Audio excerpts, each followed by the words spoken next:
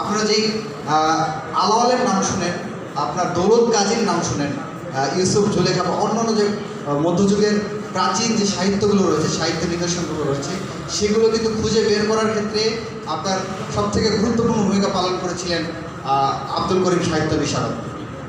আমাদের যে ঢাকা বিশ্ববিদ্যালয় রয়েছে, ঢাকা বিশ্ববিদ্যালয়ের কেন্দ্রীয় লাইব্রেরি, সেই লাইব্রেরিতে প্রায় 60,000-এর মতো পুঁথি রয়েছে, যেগুলোর পাঠোদ্ধার এখনও করা যায়নি। প্রাচীন ভাষার সাথে বর্তমান ভাষার যে মিল, সেই মিলটা এখনও করা যায়নি। প্রায় 60,000-এর মতো পাণ্ডুলিপি রয়েছে। সেই পাণ্ডুলিপি এর অধিকাংশ, একটা গুরুত্বপূর্ণ অংশ বা বেশিরভাগ অংশ যেটি সংগ্রহ করেছেন আব্দুল করিম সাহিত্য বিশারদ।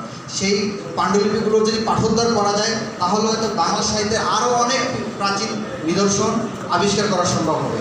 আমরা মূলত আজকের এই পুঁথি পাঠ আসরের মাধ্যমে স্মরণ করতে চেয়েছি আব্দুল করিম সাহিত্য বিশারদের যে অবদান, সেই অবদানকে পাশাপাশি আমরা তুলে আনতে চেয়েছি আমাদের যে প্রাচীন গ্রাম বাংলার সংস্কৃতি রয়েছে, পুঁথি পাঠ বা মুসলমানি সংস্কৃতি বা মহুয়ার পালা বা অন্য যে সংস্কৃতিগুলো দীর্ঘকাল ধরে চর্চিত হয়ে আসছে, সেটিকে নতুন করে পুনর্জাগরণ ঘটানো এবং পুঁথি পাঠোদ্ধার করার ক্ষেত্রে নতুন করে সচেতনতা তৈরি, সেটার লক্ষ্যকে সামনে রেখে আমরা এই পুঁথি পাঠের আসরটা আয়োজন করেছি। খুবই স্বল্প সময়ের মধ্যে, আপনারা জানেন যে ডাকসু নির্বাচন হওয়ার পরে এখন পর্যন্ত আমাদের অফিস সংস্কারের কাজ চলছে, তারপরে বাজেটগুলো এখনও প্রস্তুত হয়ে আসে না এবং বিভিন্ন জায়গা থেকে আমরা বিভিন্ন ধরনের অসহযোগিতা পাচ্ছি। সব মিলিয়ে আমরা আমাদের যে একটা সুনির্দিষ্ট কর্মপরিকল্পনা নিয়ে কাজ করব, সেটি এখনও আমরা সেই সুযোগটা পাচ্ছি না। তবে আমাদের দেখা যায় স্বল্প সময়ের মধ্যে বিভিন্ন কাজ করতে হচ্ছে।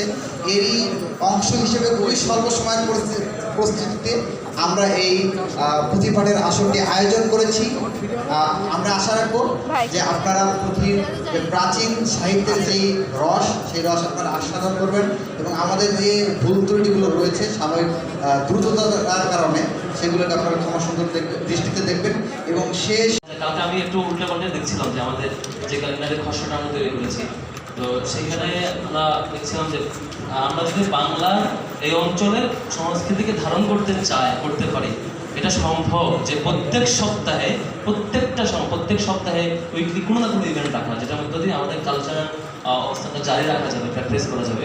কিন্তু দুর্ভাগ্যজনকভাবে সত্য হচ্ছে আমাদের এই প্রজন্ম আমাদের অঞ্চলের সাংস্কৃতিক অনেকগুলো উপাদান আমরা জানি না, যে আমাদের আসলে মানুষের কথা বলা সাংস্কৃতিক উপাদানগুলো ঠিক কোনগুলোর মধ্য দিয়ে আমাদের পূর্বপুরুষেরা হাজার বছর ধরে এটাকে এনজয় করতেন, এটা প্র্যাকটিসের মধ্যে রাখতেন। বিদেশি সংস্কৃতির প্রভাবে হোক বা আমাদের ব্যর্থতার কারণে হোক কিংবা সুপরিকল্পিত নানা ষড়যন্ত্রের কারণে হোক, আমাদের বর্তমান প্রজন্ম কালচারাল যে উপাদানগুলো আমাদের আগের প্রজন্মরা এনজয় করতেন, আগের প্রজন্মরা ধারণ করতেন। যেমন পুঁথির কথায় বলি, আপনি পুঁথি সাহিত্য একটু ঘেটে দেখবেন, সেখানে সমাজের কথাগুলো বলা হয়, নানা গল্প উপন্যাসের কথাগুলো সেখানে গানে গানে বা ছন্দে ছন্দে চলে আসে, বা তাদের লেখার মধ্য দিয়ে সমাজের বাস্তব চিত্র উঠে আসে। যে অপরাধ বা যে ক্রাইম, যে সতর্কতা, যে অ্যাওয়ারনেস আমরা সমাজের মধ্যে দেখাইতে চাই, ক্রিয়েট করতে চাই, অপরাধকে দূর করতে চাই, আমাদের জনগণকে আমরা সতর্ক করতে চাই, প্রত্যেকটা জিনিস সাহিত্যের মধ্য দিয়ে সম্ভব, এই উপাদানের মধ্য দিয়ে সম্ভব। কিন্তু সামহাও সেটি আমরা গ্রামের কিছু এলাকায় হয়তো দেখা যায়, কিন্তু আমরা ঢাকা শহরে কিন্তু বিশ্ববিদ্যালয় এরিয়ায় যেগুলো আমরা কম দেখেছি। আমাদের একটা কমিটমেন্টের জায়গা হচ্ছে আমরা কালচারালি যত উপাদানের মধ্য দিয়ে আমাদের এই অঞ্চলের মানুষের সত্যিকারের মুখের ভাষা, মনের কথা, চোখের চাহনি আমরা উপস্থাপন করতে পারি, প্রত্যেকটাই আমরা করার চেষ্টা করবো। আজকাল আয়োজনটা খুবই ছোট পরিসরে, ডাকসু ইনশাআল্লাহ আরো বড় পরিসরে নানা আয়োজন করবে। আমাদের এই 1 মাস চলে গেছে শুধুমাত্র নিজেদের মৌলিক প্ল্যানগুলো করতে করতেই।